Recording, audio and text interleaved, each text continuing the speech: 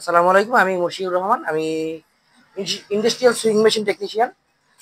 আপনারা যারা industrial sewing machine ব্যবহার করতেছেন, আপনাদের মেশিনে বিভিন্ন ধরনের সমস্যা দেখা দেয়। যেমন ইলেকট্রিক সার্কিট বোর্ডের সমস্যা দেখা দেয়। এটি একটি জজি মেশিনের ইলেকট্রিক সার্কিট বোর্ড।